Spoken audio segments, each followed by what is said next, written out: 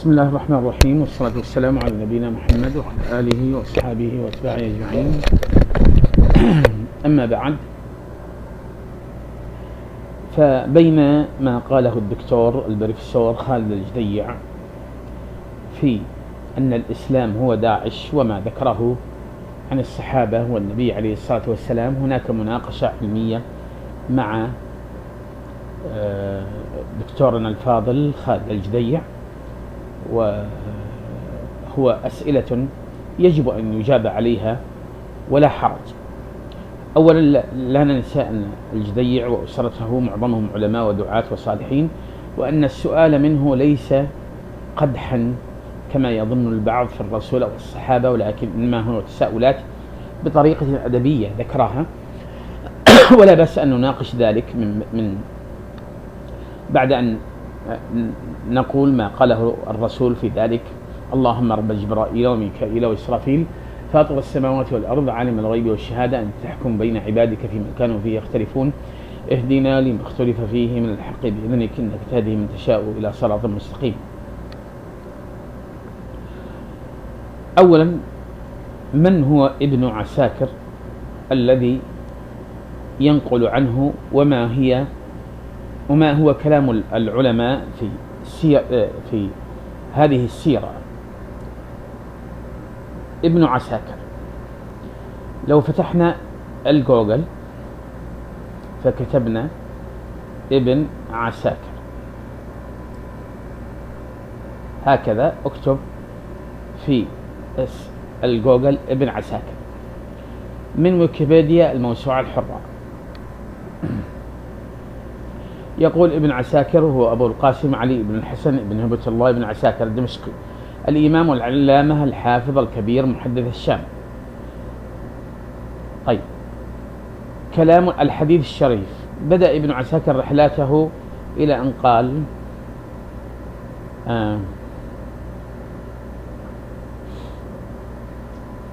قال في نفس كتبه ومؤلفاته، يقول: ولابن عساكر كتب أخرى كثيرة منها الأشراف ومعجم الصحابة وتهذيب ومنها. طيب، خلينا نقول الآن ذكر في طبعا لم يذكر في ويكيبيديا. طيب، هنا ملتقى لأهل الحديث، موقع جميل وهو لأهل السنة والجماعة. من هو ابن عساكر؟ ما هي عقيدة الحافظ ابن عساكر؟ نفتح هذا الموقع. طيب، ملتقى أهل الحديث، بحث جميل عن ابن عساكر.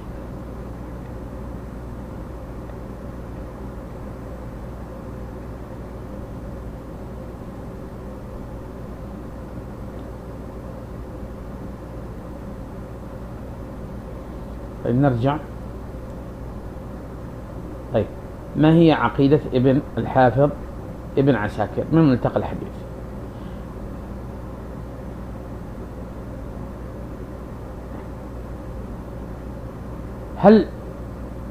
طيب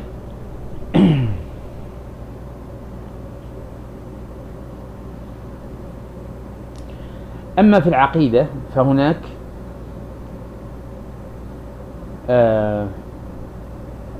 من قال أنه أشعري وليس من أهل السنة والجماعة.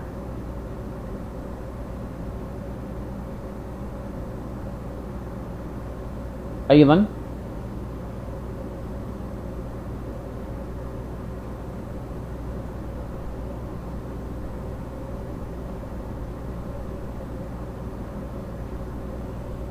طيب، ولكن هناك من رد على هذا القول ونقل على أن ابن عساكر هو من أهل السنة والجماعة وليس من الأشاعرة. طيب، ننزل قليلا.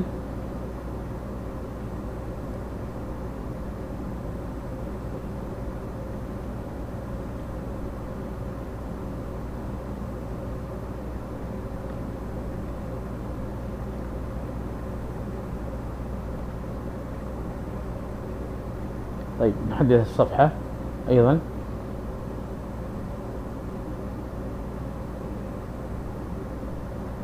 طيب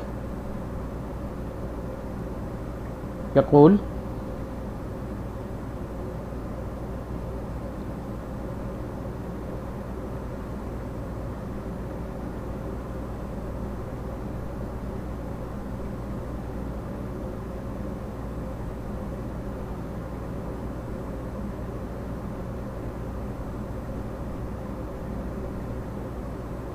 ابن عساكر هناك قول بأنه أشعري ومات على الأشاعرة،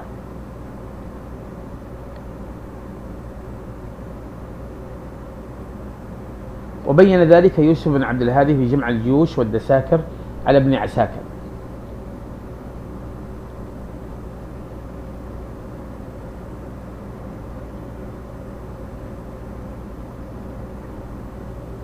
إذن الأشاعرة هم فرقة يختلفون عن أهل السنة والجماعة، ويقول الدكتور خالد وفقه الله الجديع على أنه ابن عساكر أنه من أهل السنة والجماعة تماما في العقيدة، وأن هذا المصدر الذي ينقل عليه بناء عليه ذكر الروايات على أنه مصدر لأهل السنة والجماعة، أن ابن عساكر ليس من أهل السنة والجماعة، وإنما من الأشاعرة، والأشاعرة فرقة لا تتفق مع ابن تيمية وابن القيم وابن حنبل، وكذلك الإمام محمد بن عبد الوهاب، الإمام الكرام الأبرار.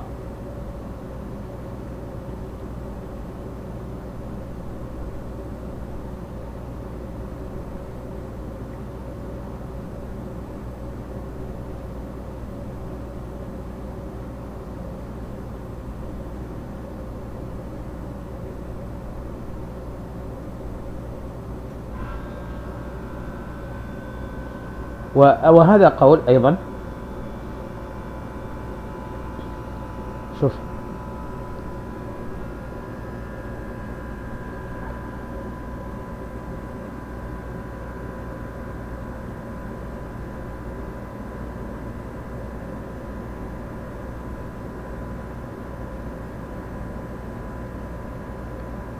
كذلك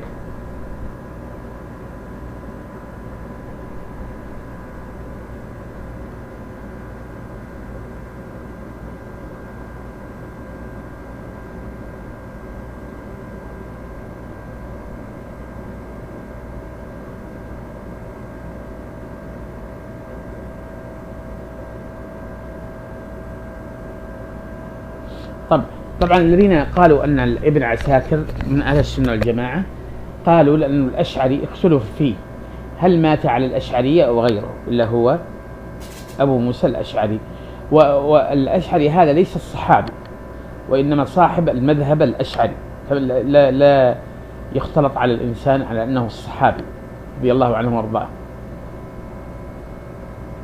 والصحيح أنه ليس أبو موسى الأشعري وإنما هو أبو محمد الأشعري.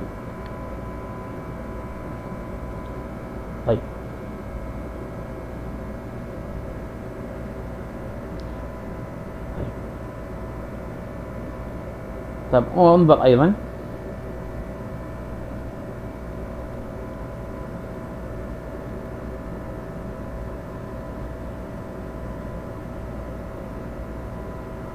طيب يقول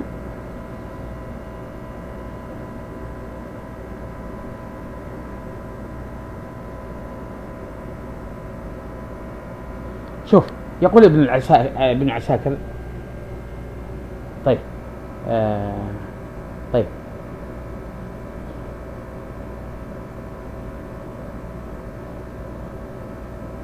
شوف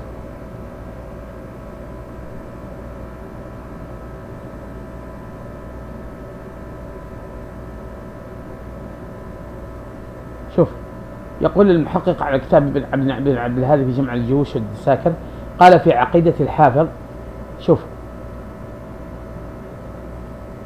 كتاب ابن عبد الهادي طبعا ناقش ابن عساكر نفسه الذي ينقل كل ما نقله الدكتور البروفيسور وفقه الله خالد الجريع عن ابن عساكر أنه من أهل السنة والجماعة. ابن عساكر يقول هناك كتاب مؤلف عن ابن عساكر اسمه جمع الجيوش والدساكر على ابن عساكر. قال في عقيدة الحافظ ابن عساكر، وهو كتاب لابن عبد الهادي الحافظ الإمام ابن عبد الهادي، قال في عقيدة الحافظ ابن عساكر بعد أن ذكر شيئا من ترجمته: كان ابن عساكر من المحبين للأشعري والأشاعرة وله ميل كبير إليهم، وبما أنه نقل شيئا من أشعاره ذكر قول ابن العماد عنه: المظهر شعار الأشعري بالحد والحديد والجد والجديد والأيدي الشديد. وقول ابن الجوزي: وكان أي ابن عساكر وكان شديد التعصب لأبي الحسن الأشعري. عفوا أنا قلت أبو محمد الأشعري، هو أبو الحسن الأشعري. ثم بين المحقق مذهبه من كلامه وفاد أنه يسلك التأويل فيما ظاهره التشبيه أو السكوت، وهما مذهبان معروفان لأشاعرة: مذهب التأويل ومذهب التجهيل. ونقل المحقق عن شيخ الإسلام ابن تيمية أن ابن عساكر كان له مجلس في نفي العلو والجهة، أي العلو لله، أنه ليس فوق السماء السابعة، هذا معنى، وأنه ليس في جهة العلو. وروى فيه من طريق هذا الكلام لي الأخير، وروى فيه من طريق شيخه العوسجي حديثا مرفوعا بلفظ: الذي أين الأين، فلا يقال له أين، أي الله سبحانه، وهو حديث موضوع ينسب لعلي موقوفا وهو باطل عنه أيضا. ومثل هذا نجده عند الشيعة الإمامية كما في الكافي، أي أن ابن عساكر أيضا يوافق الشيعة الإمامية كما في الكافي: هو أين الأين بلا أين، وكيف الكيف بلا كيف، فلا يعرف بكيفية ولا بأينونية. ففيه أيضا سئل أبو عبد الله: أين كان ربنا قبل أن يخلق السماء؟ من الذي يسأل الآن؟ ابن عساكر: أين كان ربنا قبل أن يخلق السماء وأرضا؟ قال: أين سؤال عن مكان، وكان الله ولا مكان. كتاب التوحيد باب الكون المكون لابن عساكر. وعن أبي عبد الله قال: ولا يوصف بكيف ولا أين كيف، أصفه بالأين، وهو الذي أين الأين حتى صار أين، فعرفت الأين من أين بما أين لنا من الأين الكافي. إذن الذي يقول أنه ليس من الدكتور خالد الجديع وفقه الله هو صحيح. أكيد لو وقف الدكتور خالد الجديع على أن ابن عساكر إنما هو ينقل أو يشابه كثيرا من عقائده الشيعة الإمامية، وأن النقد الذي قيل فيه عن نفاق أبي بكر وعمر، وأنهم أرادوا اغتيال الرسول، وأنهم قتلوا سعد بن عبادة، وأن إنما هو اعتمد على هذا الإمام بن عساكر الذي هو عقيدته نصفها توافق الشيعة الإمامية في الطعن في الشيخين أبو بكر وعمر وعثمان وعلي وفاطمة. وبما أن الشيعة الإمامية أيضا يعني من أسس عقائدهم النبوة والرسالة، كما ذكر المشايخ الكرام الأبرار السلومي والقفاري، مشايخ الكرام الأبرار، وعن أنهم يعني أسسوا للطعن في أبي بكر وعمر، والغلو في علي وفاطمة والحسن والحسين، وكذلك الإجحاف في حق عثمان، وعدم الإنصاف في معاوية. فهو يقول أن هذه المصادر هي مصادر لأهل السنة والجماعة، بينما هذه المصادر هي حقيقة خليطة لمنهج الأشاعرة ومنهج الشيعة الإمامية. كتاب التحباب النهي عن الصفة بغير موصوف. وقد ذكر المحقق علي ابن عبد الهادي، يعني المحقق لابن عبد الهادي الكتاب أيضا عن ابن عساكر أنه قال في أماله التي أملأ مجالس الصفات: رب على العرش استوى قهرا وينزل بلا نقله. وحمل الاستواء على القهر مخالف للمذهب السلف الإقرار بالاستواء على ظاهره.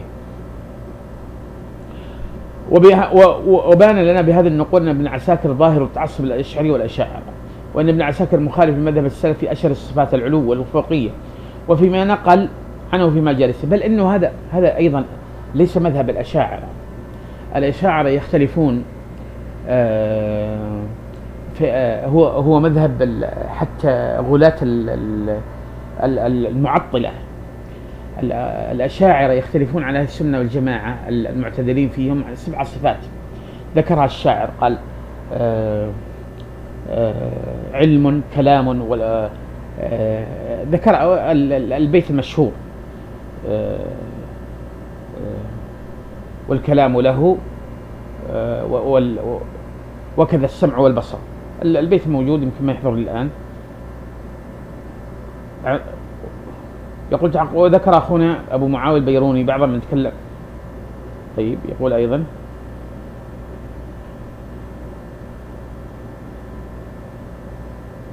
طيب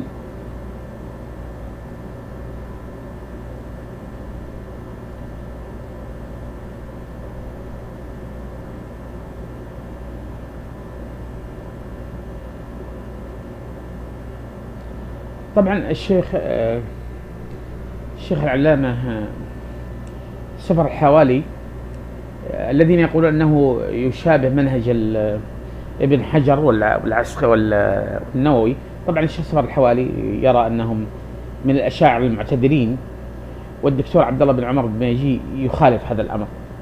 الدكتور البروفيسور العلامة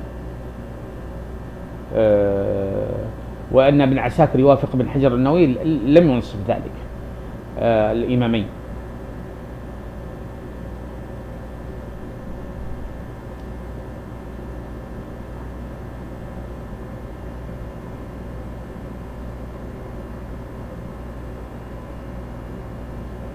طيب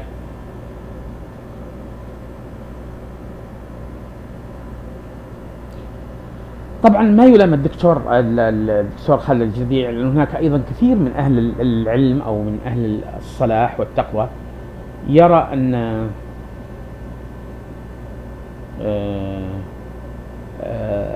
ابن عساكر بسبب عدم تدقيقه في ما ننقل من السير عن النبي عليه الصلاة والسلام والصحابة، يظن أن ما خفي أو ما كثير من الأشياء من الأئمة ربما يلتبس عليه الأمر أن هذا يخلط بين عقيدة الصوفية الغلاة وبين السنة تارة وبين الشيعة تارة، فلذلك يأتي عليه بما أنه من أهل السنة وقيل أنه من أهل السنة، ولا يدقق من هم السنة ومن هم هؤلاء الذين خلطوا هذا بهذا.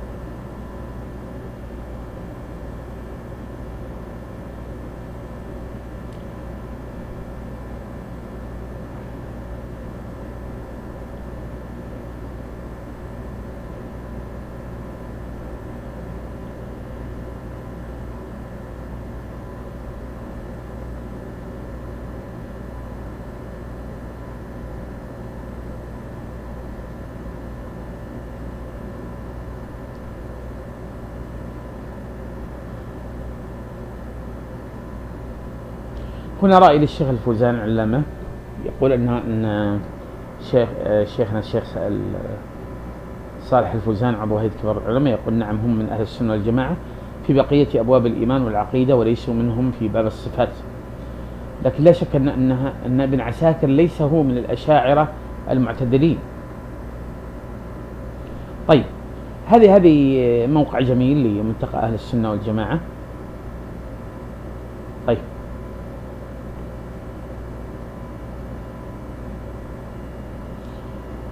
إذا عرفنا الآن أن المصدر الذي يعتمد عليه الدكتور خالد الجذيع في نقله عن التشكيك في الرسول والصحابة على أن ابن عساكر هو رجل خلط بين عقيدة الشيعة الإمامية وبين غلاة الأشاعرة، طيب، وبين أيضا الطعن في أهل السنة والجماعة، فهو مصدر شيعي أشعري غالي في النظر للشيخين وللصحابة رضي الله عنهم أجمعين.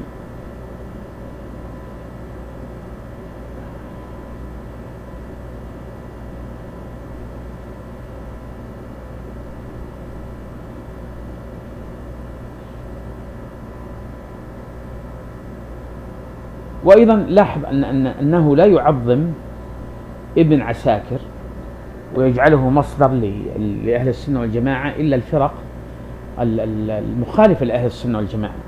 هذه بالنسبة للإنصاف طبعا للصحابة. نرجع إلى ما ورد أول شيء في حديث حذيفة ابن أول شيء في ما حصل من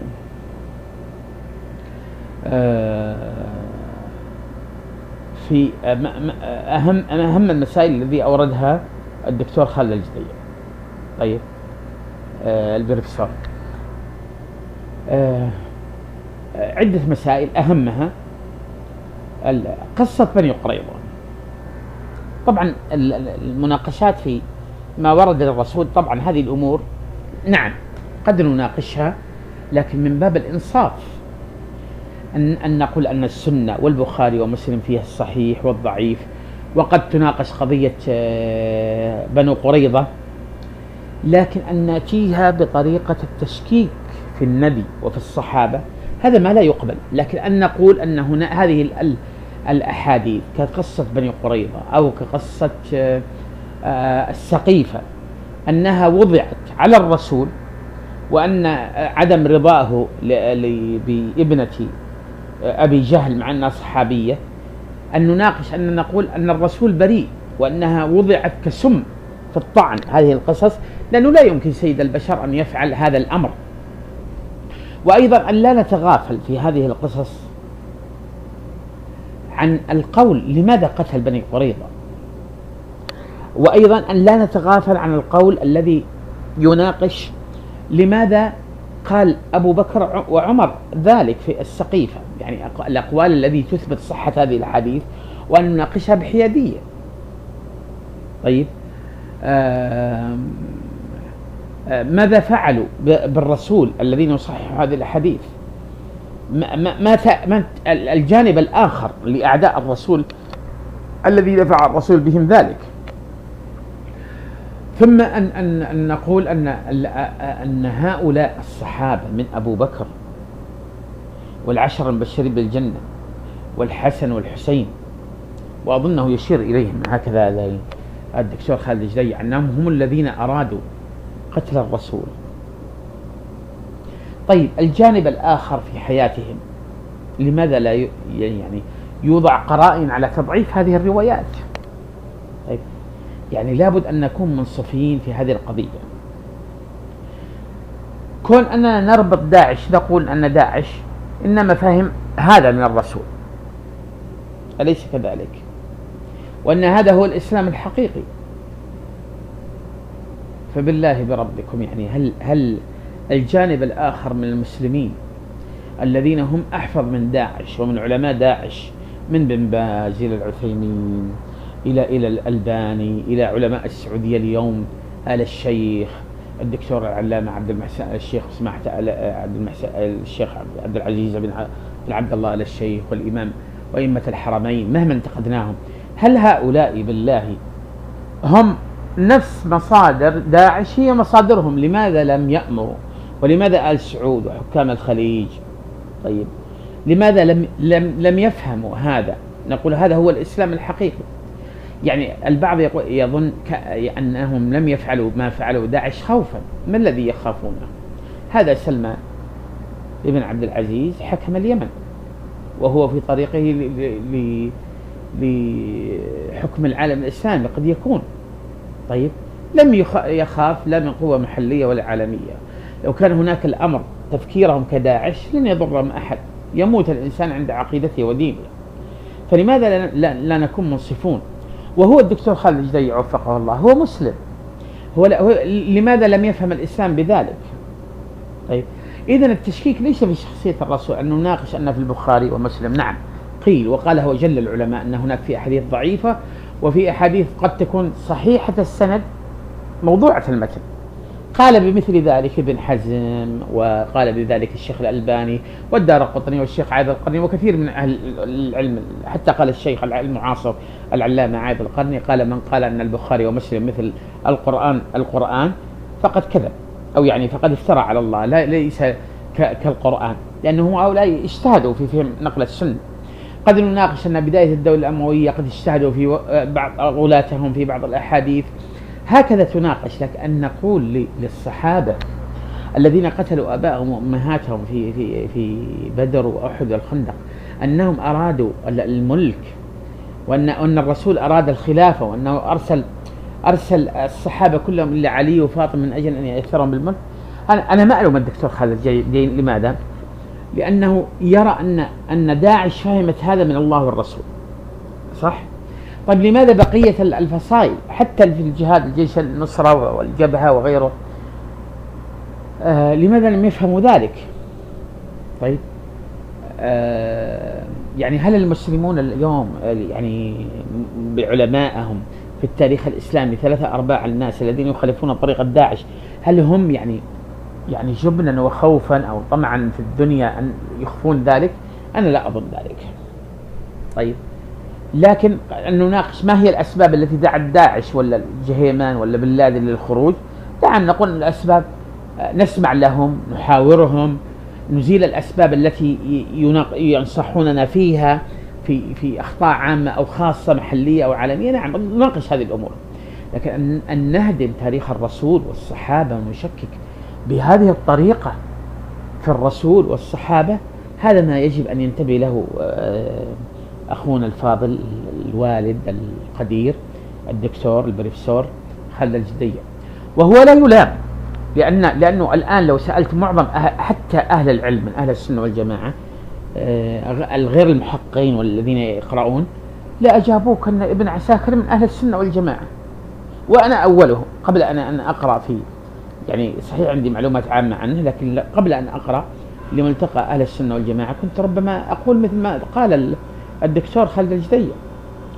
وواقع بعض المسلمين وواقع ما فعله داعش باجتهاده في فهم القرآن والسنة والجهيمان وبن لادن، العلماء الكرام الأبرار، مهما يعني انتقدناهم، نعم نؤيد انتقادهم في بعض الأمور ونناقشهم في بعض الأمور، ونرى أننا ربما يعني أخطأنا في شيء عام أو خاص في أمورهم، وننصحهم بالسمع والطاعة لمنظمة الأمم المتحدة وحكام العالم ورجال الأمن، لكن لا أن أيضا نكون جائرين معهم، ننظر لهم ولأعدائهم ونكون منصفين.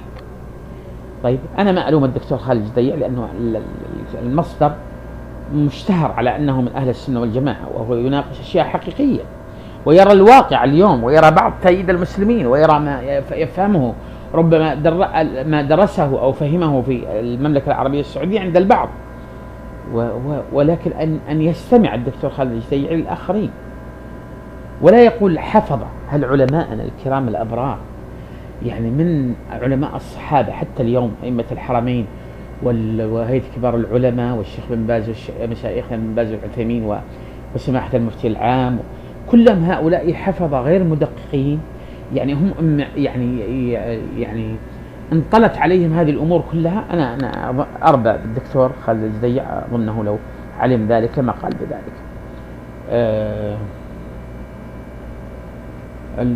حقيقة المدقق في السقيفة أنهم لم يختاروا أبو بكر وعمر وعثمان وعلي بهذا الترتيب إلا لأنهم، وقيل ابن عمر كذلك قبل علي، إلا لأنهم أجل الصحابة وورعا.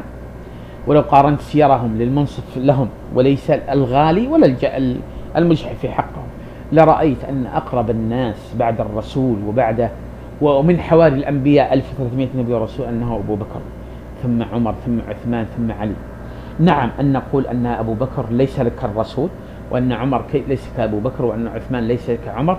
نعم نناقش هذه الأمور، أو نقول مثل ما قال ابن عباس: أقول لكم قال الله قال الرسول وتقولون قال أبو بكر وعمر. نعم نناقش هذه الأمور والعلماء، لكن أن ننسى تاريخهم وأن نسوقه بهذه السيقة.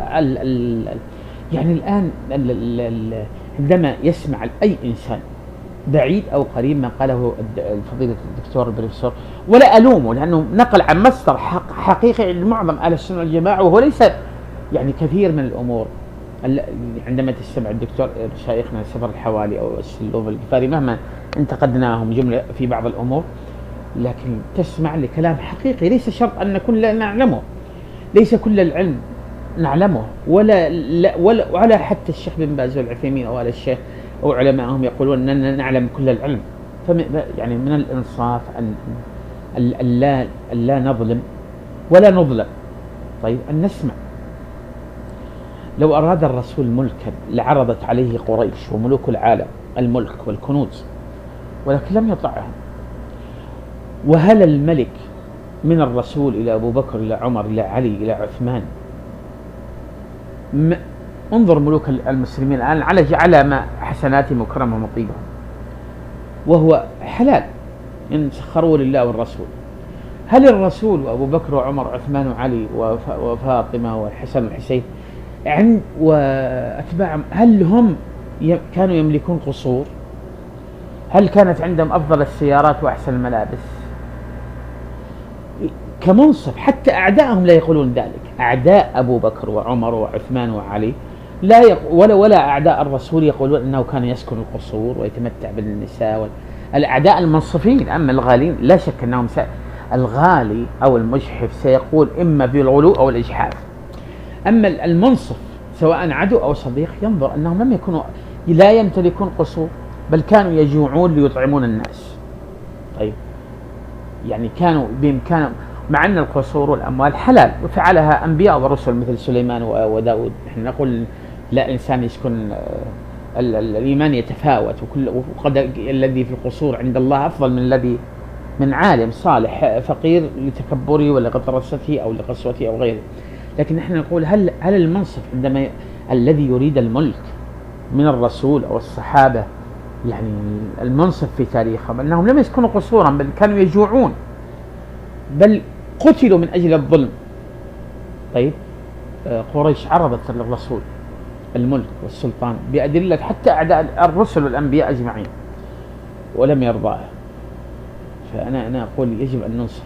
ثم الذي يستمع لي ما التسجيل الصوتي للدكتور القدير بالأستاذ خالد الجديع يرى أنه ينقل مرارة ما يحصل من داعش اليوم، وينقل أيضا لماذا هو فهم أن داعش مصادرها ما تفهمه اليوم. طيب لكن أيضا أن نناقش الإرهاب هذا لماذا طلع، ما هي أسبابه، أن نستمع للإرهاب، أن نحاور الإرهاب، أن نحاول ما هي الأسباب التي طلعت الإرهاب المسلح والسلمي. هل فعلا ما يقولونه نحن هو واقع فينا؟ أن ننظر لماذا ابن عباس معظم الخوارج وهم الإرهاب اليوم رجعوا إليه. أن نعلم هل هناك ظلم عام أو خاص، هل هناك فقر، هل هناك جوع، هل هناك عدم سكن، هل هناك ظالمين وظالمات لا يجري عليهم السيف والسجن، هل هناك أيضا إجحاف في الحكام إما بالغلو أو عدم نسيان حسناتهم أو عدم ذكر حسناتهم وبرهم، أو في الجانب آخر يجعلهم رب العالمين والآخر يجعلهم الشيطان الرجيم. هذه كلها غلو في المذاهب. لكن المنصف أن يذكر حسناتهم ويذكر ما لهم ولا عليهم، ولا أن ينصفهم بالسراء والضراء، وأن يعرف أن الإنسان ممكن أن يصل إلى كل ما يريد بدون أن يقتل ملك أو ملكة أو يقتل رجال أمن، وأننا بإمكاننا إذا وجدت النية السليمة بإمكاننا أن نحول هذا الإرهاب المسلح والسلمي إلى جيش سري تابع لنا. نعم قد نعجز، لكن لن نعجز عن انظر كيف مراكز المناصحة في السجون السعودية وفي بادرة الأمير نايف وفقه الله محمد بن نايف، كيف أنها حولت معظم الإرهاب إلى أدوات، إلى عباقرة خرجوا من السجون في مراكز المناصحة. هذه الطريقة السليمة. فأنا أقول للدكتور خالد الجديع يعني يجب أن ننصف الذي يستمع يعني لمصدر ما قاله الدكتور وينقل عن مصادر على أنه من أهل السنة والجماعة، وهو غايب عن معظمنا حتى أنا. ذكر الرسول بهذه الطريقة والصحابة بهذه الطريقة على أنهم أصحاب ملك وأصحاب سلطان وأنهم أرادوا قتل بعض عشان الملك، أنا أقول يجب أن ننصف وأن لا نلوم الدكتور خالد أيضا الجديع لأنه ينقل عما يحصل اليوم وربط هؤلاء بالواقع. ويعجبني أنه قيل والجميع يشهد أنه اعتذر وأنه لم يقصد، إلا لماذا هؤلاء يفهمون ذلك؟ لأنه كأنه هو نفسه يعني الرجوع الأخير له أنه قال أنا فهم، يعني هؤلاء فهموا هكذا، ولم أقصد أن الرسول ولا أبو بكر ولا عمر وعثمان أنهم يفعلون ذلك. هذه الحمد لله رجوع إلى الحق. شكرا لكم أجمعين على هذه المناقشة العلمية. ولا ننسى أيضا كما ذكرت أن الجديع وقبيلة وأسرة هم معظمهم علماءنا وقضاتنا، وأن الدكتور خالد الجديع لا يقصد الإساءة إلى الرسول ولا إلى الصحابة، وإنما يذكر أن داعش أو الإرهاب المعاصر ربط ذلك بهذه المصادر، فيجب أن نهذب ونبين هذه المصادر، وهو ما ذكره أخوكم خليل السندي من مكة المكرمة. تصبحون وتمسون على الخير، والسلام عليكم ورحمة الله وبركاته.